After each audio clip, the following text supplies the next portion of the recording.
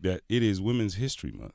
Yes, sir. And in light of Women's History Month, Pam has done us an absolutely honor of bringing in this young lady that's sitting next to me, Dr. Ronda Taylor Bullock, who was recently in D.C. visiting the presidents at Vice President's residence. So welcome to the show, Dr. Taylor. How are you? I'm good. Thank you so much for having me this morning. So you have to start out just by telling us how was the event first, and then you can go into why you were there and all of that. It was all of the things. That's kind of how I sum it up.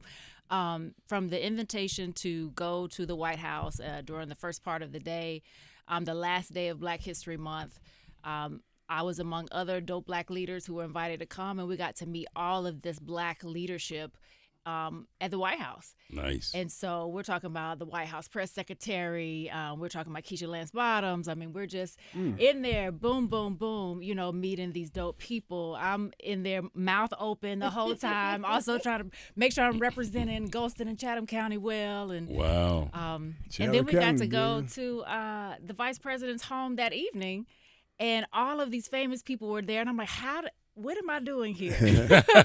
Nice. So it was just amazing. Nice. Well, let's talk about that. We talked to Dr., of course, Ronda Taylor Bullock. And when I first found out about you, I was watching, I guess, a story on television. They were talking about how you work with young women in particular and your nonprofit. So talk about the impetus of starting that and what it's all about, the nonprofit organizations. Yeah, so Sure. I'm the co-founder and lead curator of We Are.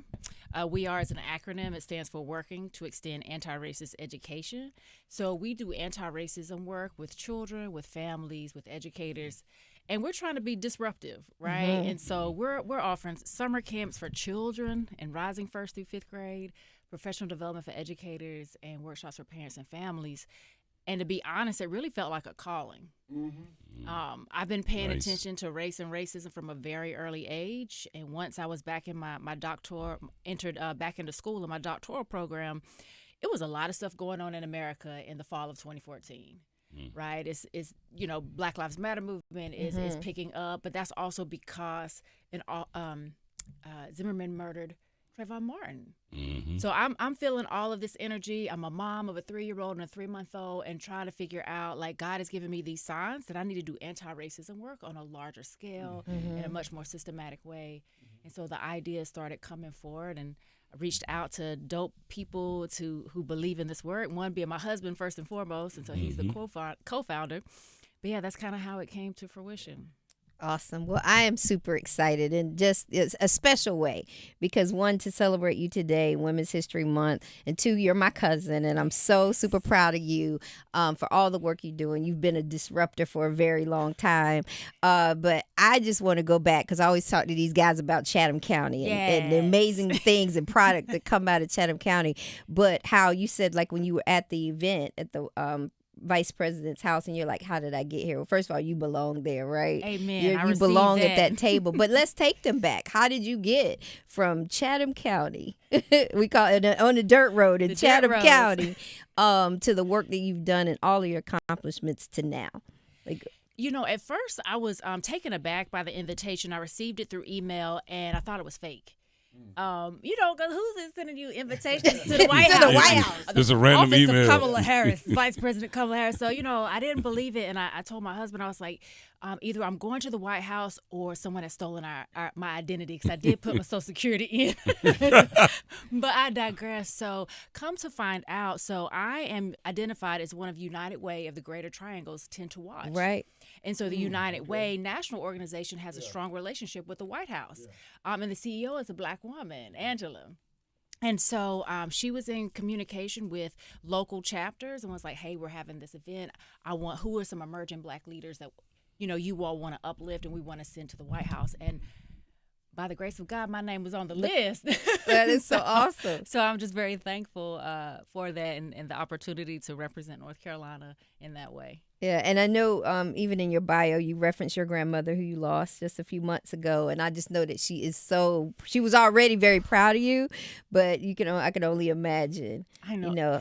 how proud she is I now. know my grandma is so proud, and I Yes. carry her in my spirit and my energy.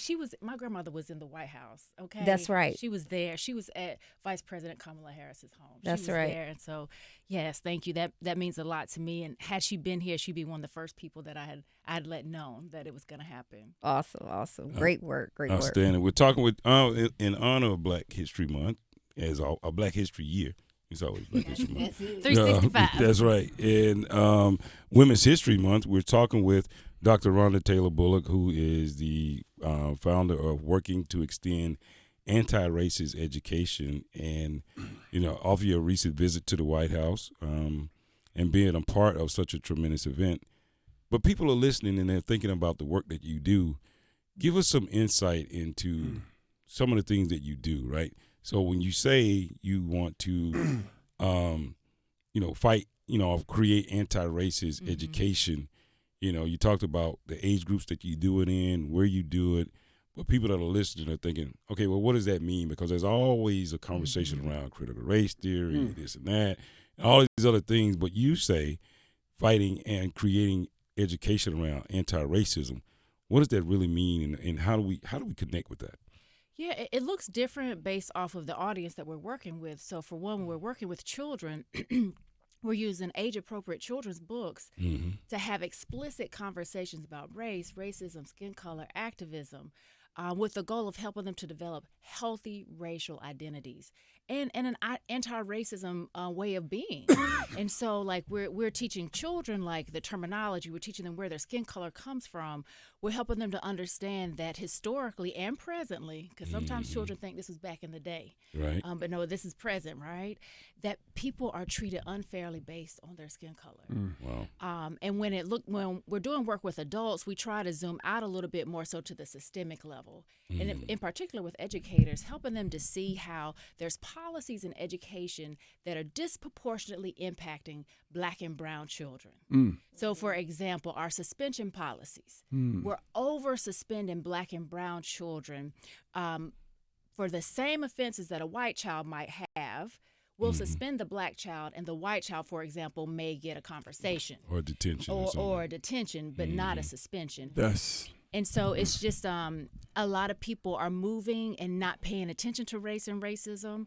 And so when you do that, and some people are paying attention, and some of it is intentional, right? Yeah. All of it's not by accident. Yeah, I was going to say that. It's by Yes. design. Yeah. But we make that visible because most educators and people in education don't want to uphold these systems, and many of us we're caught up in this white supremacy system, working all the time, and we're not paying attention to the harm we're causing and how we play a role in I've never it. thought about teaching children where their skin color comes from. Right. That's interesting because, again, this is a fascinating conversation. Celebrating National Women's History Month. We have an unbelievable young lady here, Dr. Ronda Taylor Bullock, and to K-Man's point, nobody is born racist. Kids, they're born into society that creates those thoughts. What kind of pushback? I'm curious. I know you probably get a lot of pushback from a lot of people across the board. Give us some examples of, the whole CRT stuff we talked about. People don't want to try to take out the history books and things of that nature. What kind of pushback have you been getting with your initiative that you're doing? When I first started, I would get that question all the time, and I didn't have an answer because so many doors were being opened for us back in 2015, 2016. Come 2017, things started to change. Yeah, okay. Right, but last year, unfortunately, we was the target of a white supremacist mob. We've been targeted by the Speaker of the House. We've been targeted by senators in our state. We've been, and what that, because we do CRT, and that opened up the doors for people to start questioning the work that we do, slandering our name in the work that we do. And so what we do is what our ancestors did. We rely on our community. Sure. We pray a lot. And the people who share our values, the people who want to live in an anti-racist, socially just, culturally inclusive society, we organized with those, and we came together and we fought back. And so we're still here. We're still doing the work. We're in it for the long haul, and not for however the media attention's waves come and go. We're here. Our toes we're 10 toes down. That's Right. And we're going to keep doing this work. Awesome. Well, we're excited that you are here. We're celebrating Women's History Month with Dr. Ronda Taylor Bullock of Working to Extend Anti-Racist Education. So I know we have to get out of here, but I want to give you an opportunity as we talk about like how the community can help you, how we can assist you. Fundraising is a big piece of that. So tell us, where we need to go, your website, and what we need to do to be able to support your efforts. Yes, as a nonprofit, fundraising is always key for us. So people can find us at weare-nc.org. You can follow us on social media at weare_org. And there's ways to give on our website. There's always ways to give. There's ways to volunteer as well, because a lot of people who share our values want to be a part of this work. And so we always need volunteers to support the work as well. And I'll say another big way to support is to take up space. Show up at your school board meetings, show up at the polls, show up in your community meetings, show up in your HOAs and your schools, and be louder. Because right now, the voice that's anti-truth telling and anti-democracy, they're taking up a lot of space, but they're not the majority. And so for those of us who share these values, we got to get louder, we got to take up more space, and we got to advocate for the society that we want to live in. Wow. Powerful. Outstanding. I Good love stuff. it. I love it. I like hearing about it. And if you had to leave, a lot of people that are listening that, because we have a very diverse audience that listens to our show, and they're probably thinking, well, that doesn't really apply to me. I'm not that person. I'm not that. What would be some of the tools or some of the just, perspectives that you should leave, those individuals with? As they kind of peruse, because like you said, you got to come out. But of course, there's no middle schoolers listening. But adults that are listening that really feel like I'm not this person. I'm kind of conflicted. I don't really understand. What would be some of the tools and some of the things you would leave those people with? I will say start and turn. We're all complicit. We all have a role that we're playing in this society. So we're either